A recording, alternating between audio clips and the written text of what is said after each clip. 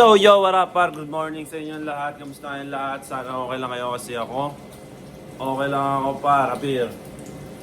Hey, ngayong araw pa. Ngayong araw pa, nagluluto ako ng almusal namin, bacon.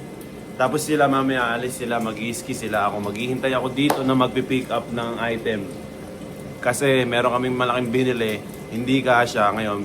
I-return ko, i-pick upin nila mamaya. Sana maaga mag-pick up para makasunod ako. Pag hapon na, wala na. Dito lang ako sa bahay pa. Let's go. Sunog na. Butik na yan.